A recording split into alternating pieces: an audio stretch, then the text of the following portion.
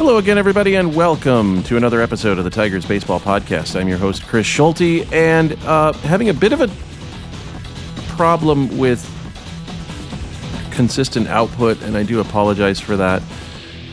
There's just a lot of things that have been going on here.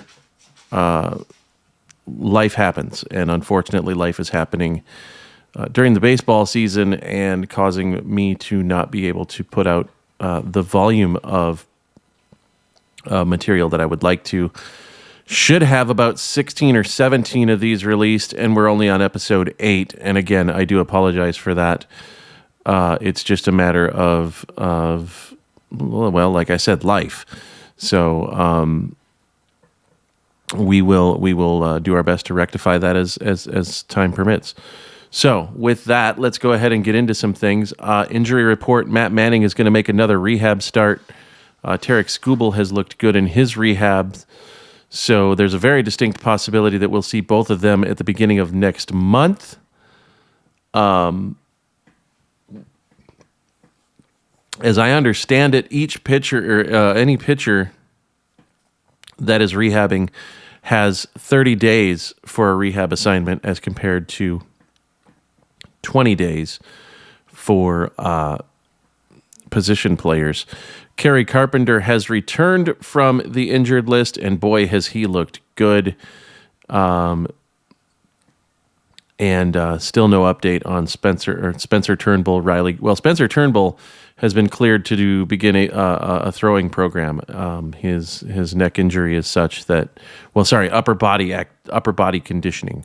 So they're taking it slow. They're taking it step by step, and they're doing this out of concern for the player, and they're also doing this because Scott Boras is his agent, and Scott Boras is a jackass.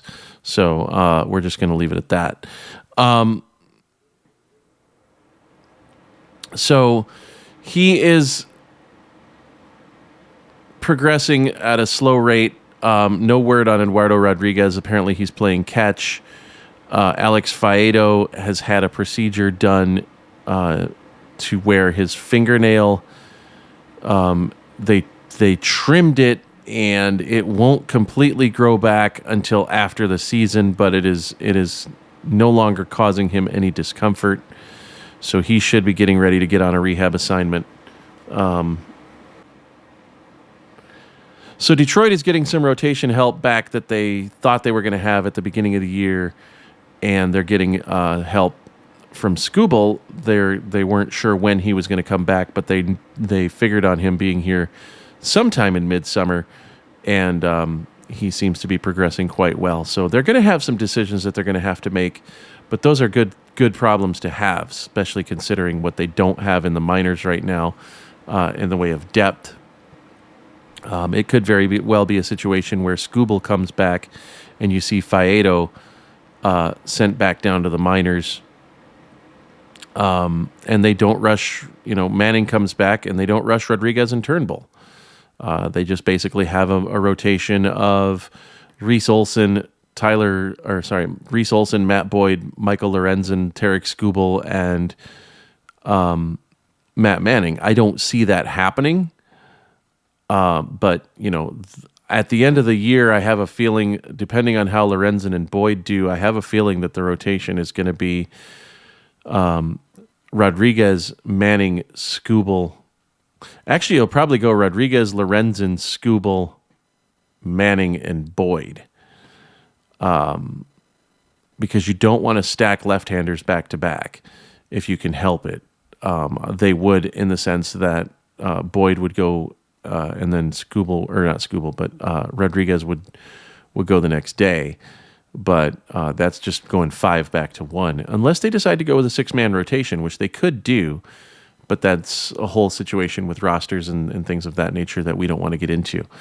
Riley Green is throwing. He's doing upper body work as well.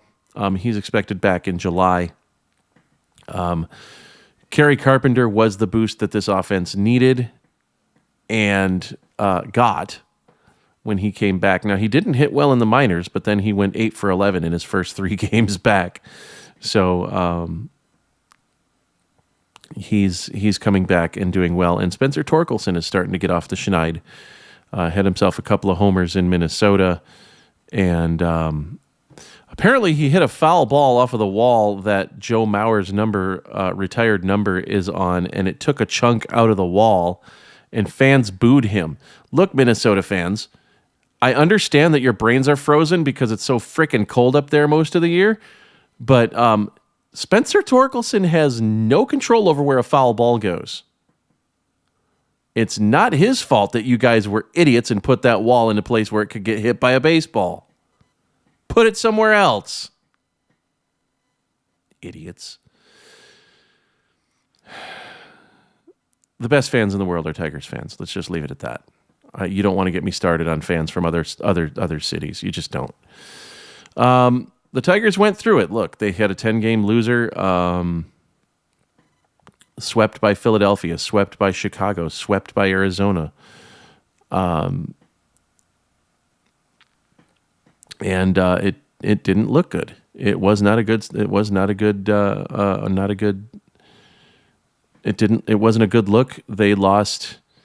They'd basically won one game since the 27th of May. They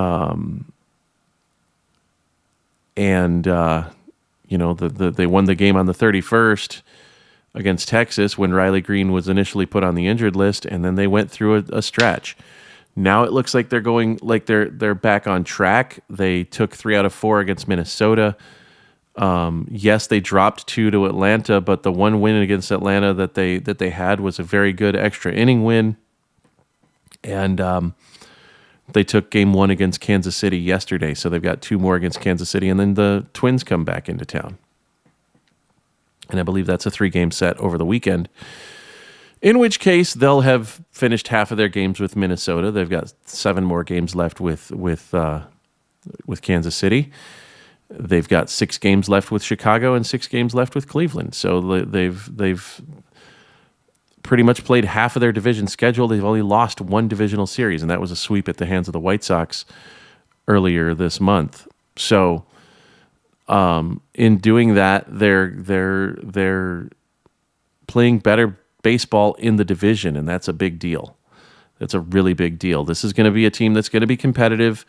I still have them at 75 wins. I'm sorry, but I unless Riley Green comes back and him and Carpenter and Torkelson just take off, this offense just doesn't have enough to carry them past 75 wins. And we don't know what the pitching situation is going to look like. We don't know how long Matt Boyd's going to work. We don't know if Michael Lorenzen is going to pitch as dominantly as he has. We don't know what Eduardo Rodriguez is going to be when he comes back from his finger injury. We don't know what Skubal's going to be. We don't know what Faedo is going to be. We don't know if Turnbull's going to make it back, and if he does, what that's going to be. Like the pitching is still up in the air. It's not settled itself down. It's not gotten itself sorted, and the offense is mediocre at best. Look, there's been progress. The chase rate is down. The walk rate is up by a lot. The walk rate for pitchers is down by a lot. So the pitchers aren't walking as many batters. They're throwing more strikes. The hitters are swinging at more strikes. They're not swinging out of the zone as much. They're taking more walks. But there's still more to be done. And like A.J. Hinch says, you have to be able to do damage in the strike zone, and that's not something that they've been able to do just yet. So,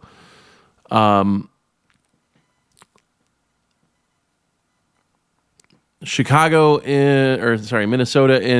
is in town this week. Kansas City's in town this week. Alex Lang has looked human since the Chicago series. He's given up some runs. He's hit a couple batters. It's just not been pretty. And he is still young. A lot of people don't understand the fact that this is only his second full season in the bigs. So, he's still got some things to work out. He needs to get better control of his fastball. Once he does that, the curveball is going to be that much more effective, and he'll be a very, very effective closer. All-star balloting is open. It is time to start looking at who the Tigers are going to have on that squad. I'm guessing it's going to be either Kerry Carpenter, Spencer Torkelson, or Alex Lang. I don't see anybody else going Michael Lorenzen might, but I doubt it because the All-Star Game's a popularity contest. Let's just face it. Nobody from the Tigers is getting voted onto the All-Star team, and the manager is going to make a selection based on results. And so, based on those results, he will.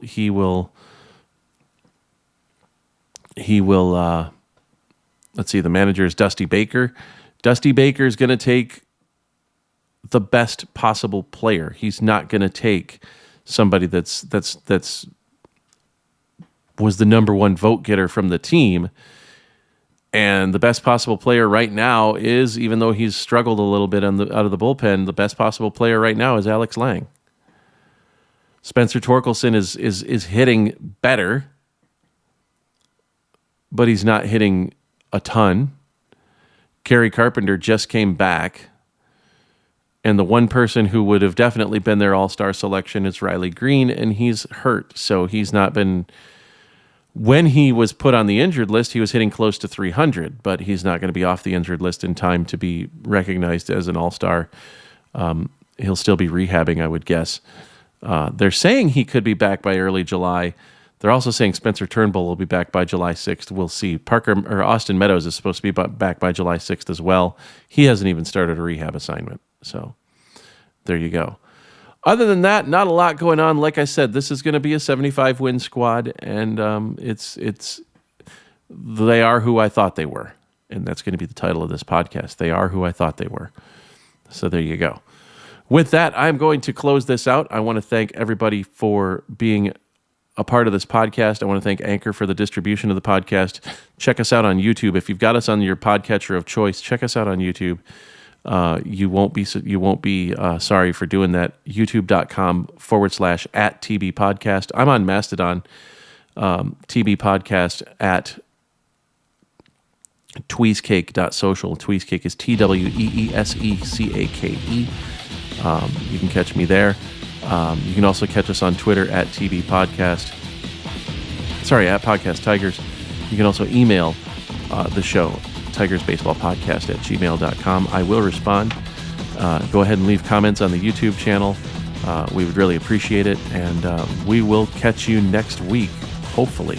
Until we catch you again, thanks so much for listening. I really do appreciate it. And go Tigers.